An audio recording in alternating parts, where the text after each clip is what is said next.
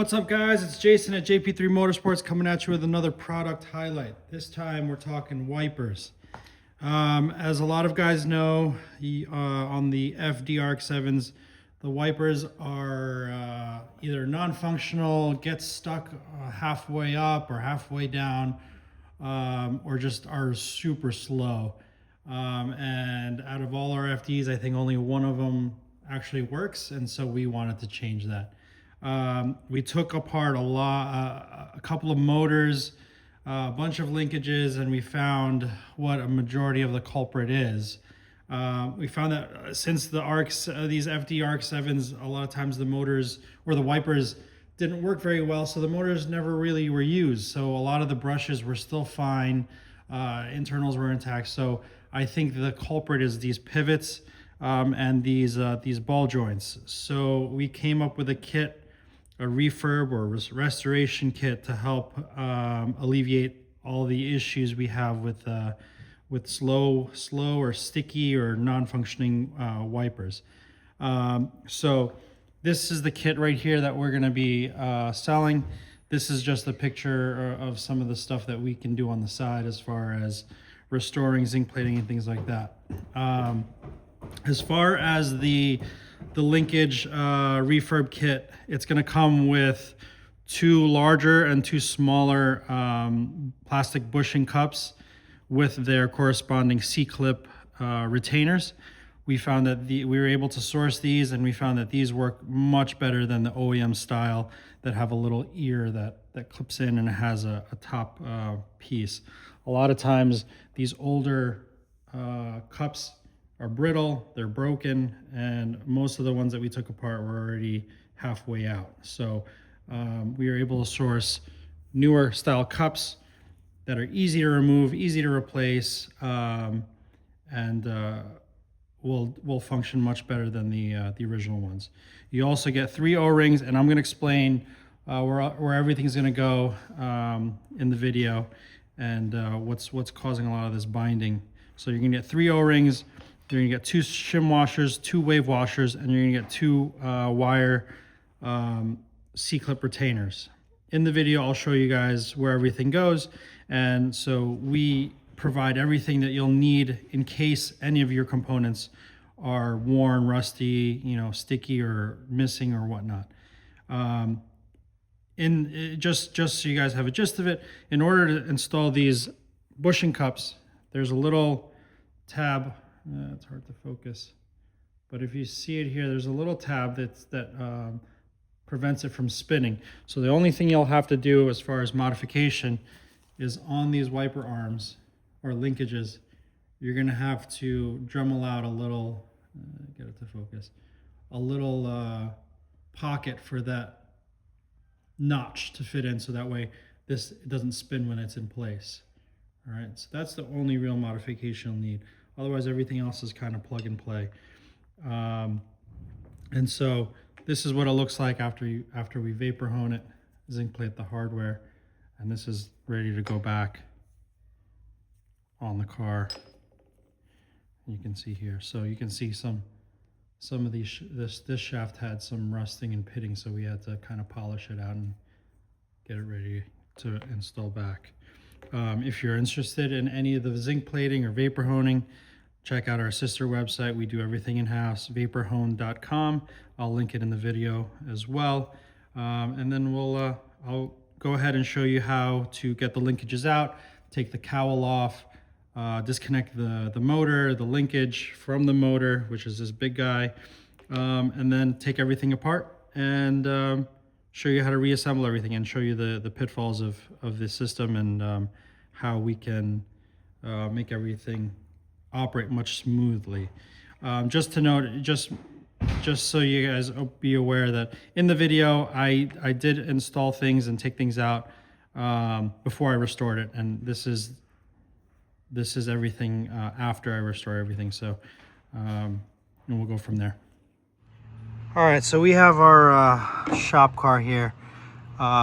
So to start taking out all the linkages and everything, you're gonna take the wiper arms off. There's 2 12mm bolts.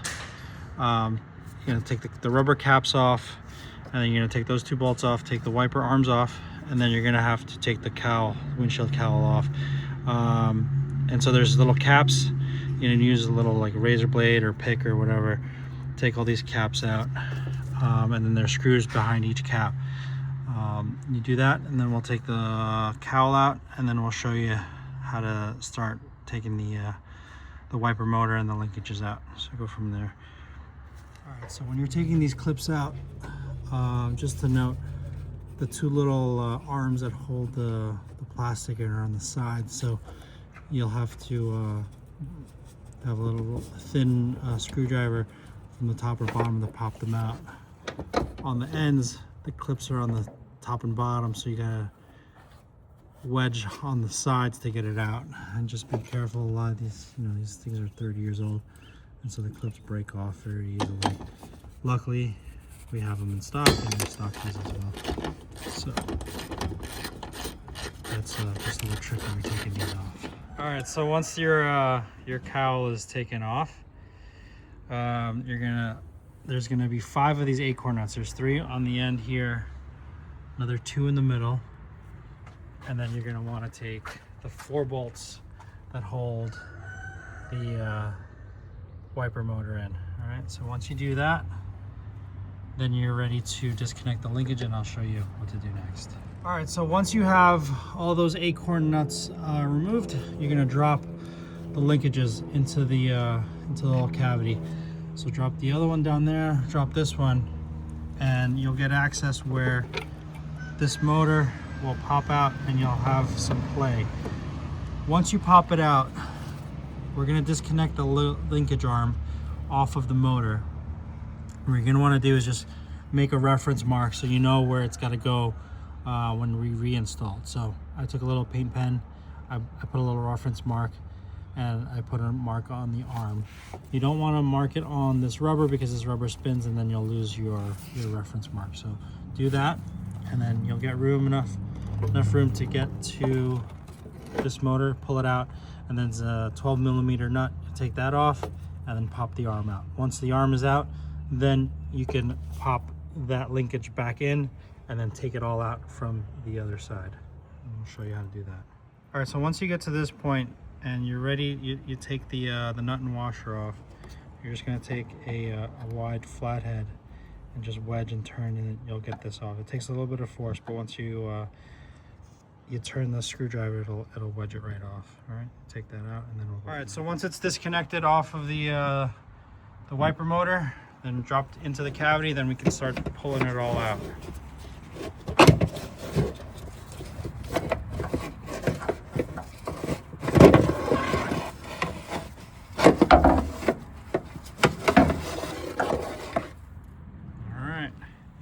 We'll take it on the bench and then show you what we got to do next. All right, so this is what the linkages look like on the bench. So our kit, again, it comes with the two bigger bushings, smaller bushings, the retaining C-clips, and then 2 O-rings, and we'll show you where everything goes. The 2 linkages closer to the wiper motor have the bigger plastic bushings, and then the 2 closer to the on the driver's side, off the center and then off the driver's side, are going to be the smaller bushings. And then the O-rings are going to come and they're going to go inside of these I guess, what do you call them, the pivot points. And you can see this one's pretty tough to turn, as well as this side as well. This one's a little bit better, but it's pretty tough. So we're gonna show you how to take this apart, open it up, re-grease it, and then put new O-rings in there. And you'll see the big difference once we have it all taken apart. So we're gonna clean this up, and then I'm gonna show you how to take these and open them up, all right? All right, I just wanted to show you guys how to pop off the bushings in case you end up just wanted to do this yourself without buying the bushings or replacing things, and you want to preserve these in case. So just what you want to do is you want to wedge a screwdriver. Oh, I'm blocking the camera. Wedge a screwdriver there, and then you kind of twist it and counteract on the bottom end, and you pop it right off. Go from there. So you can do that for all the other ones. All right, just another note, before you start taking things apart, always, double check and make sure you have extra pictures. But what I think what I think is good advice is just to mark the ends.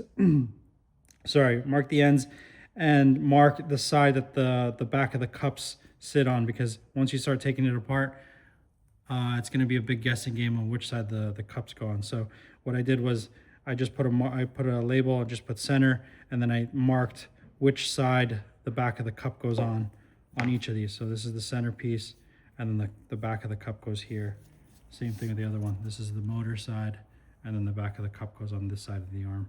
This way, there's no guessing, and you know where to reinstall the new cup bushings and everything. All right, I'll go from there. So once you get all the linkages off, you get these two pivot joints separated and on their own.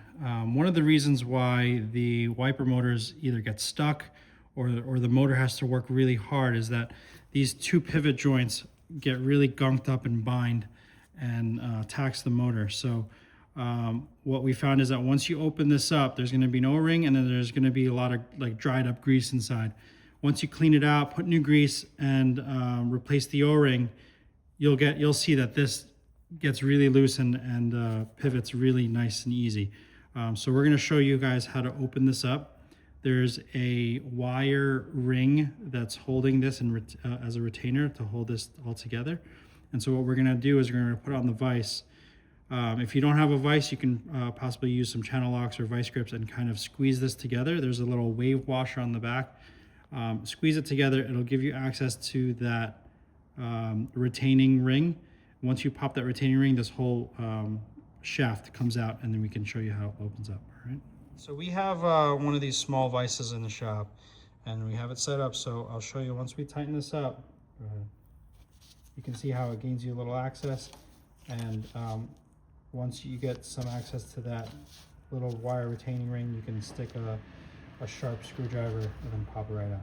Be very careful, because that ring will fly out once you have it close to those splines, and once it's gone, it's gone. So we'll show you that next. So I had to use two picks just to get to where the split is on that ring, and once you're able to hold it from spinning, you split it open, and then you can get it to this point, and then just be very careful when you're taking it off. So once you get that retaining ring off, the washer comes out, the shaft pops out, and you'll see there's an O-ring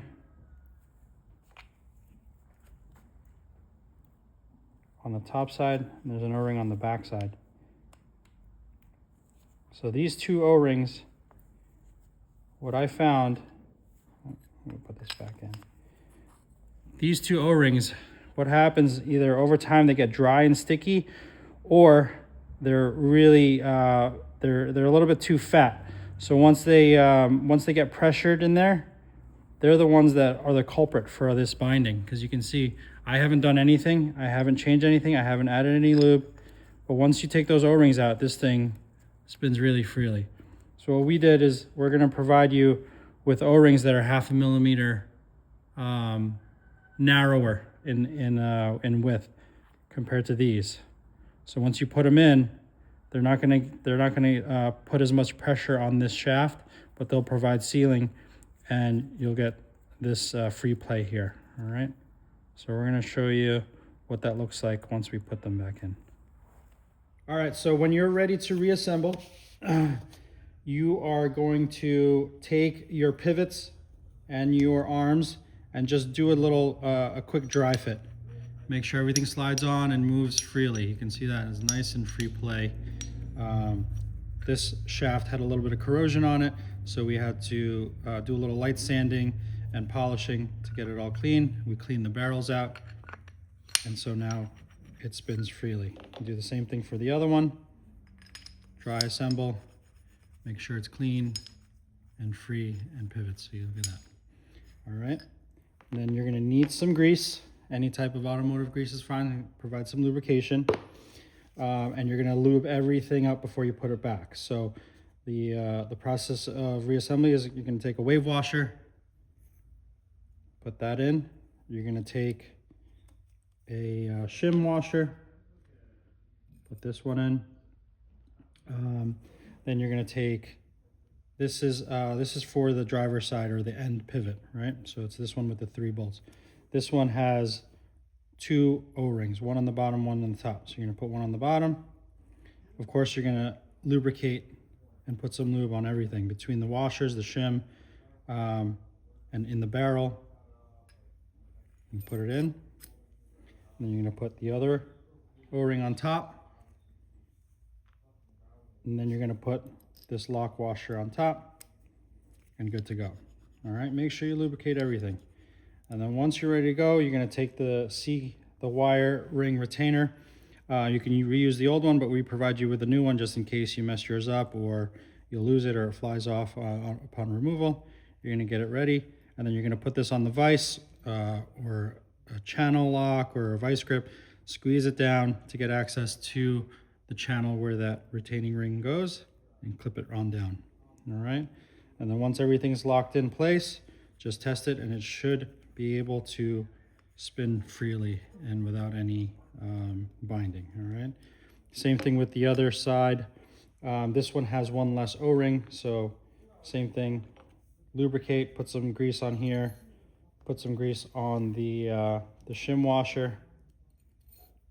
All right, O-ring goes on the bottom, or actually O-ring's on the top side. This one doesn't have an O-ring on the back. All right, slide that on. Then we have the washer, and then you can go ahead and put that retaining ring on. Same procedure, clamp it on down, get access to that pivot, and then lock it in place. And once that's done, everything's ready to reinstall back. All right. All right, so to remove the stock cups, you're just gonna take a screwdriver and wedge in here, pop it out. And a lot of these are really brittle, so they just crack right off and take it off. And to install the new cups, you're gonna see here, if I get it to focus, there's a little notch. It's hard to see, but there's a little notch right there. And so that's what we're gonna have to do. You're gonna have to modify the link a little bit to get a notch on the linkage arm, so that way this thing doesn't spin and it sits flat. Otherwise, it's not gonna sit flat. All right, so you're gonna take a little Dremel or a file, make the notch on the metal arm, and get the cup to sit flat. All right, so we took a little Dremel right here with a little deburring tool, porting tool, and I made the notch right there. You can see here. Now the cup clicks in, and you have the notch, so now it doesn't spin. So once it's there, now you can put the retaining ring on here, and this one's good to go. All right, so we notched all the linkages, and then we installed the new cups. As you can see here, they don't spin, and the C-clip retaining rings are on there. And this is where it comes in handy, where you marked everything so you know that the back of the cups are installed on the right side. And now you know which ends go where, because now if you don't have photographic memory, you're going to be lost as to where they reinstall. So now we'll show you how to install them back on the balls. All right, so this is how you put it back. So if you have a vise, it's the easiest way, or if you have a channel lock and just clamp down on it, you'll feel it click in. That's it. Nice and tight, so you know how much force it was to get in. These aren't going to pop out. All right, we'll do the rest, and then we'll be ready to reinstall. All right, so we're going to show you how to reinstall. It's basically reverse of this assembly. Make sure that the pivots are pointing upward. Just slide it all the way in.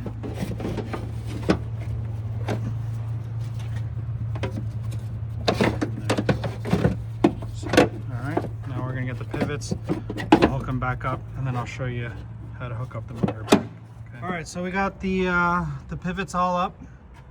Just have it holding for now. Make sure you remember there's a little mark on top, so there's only one way you can reinstall, all right? And then over here, we have the linkage arm already clicked in. So what you do is remember your marks here. So we have a little mark there, we have a little mark there. So you get it back on the spline, and then you cinch it down. Once it's tightened up, you can put this back, And then slide this back, reinstall the motor, and then you're good to go.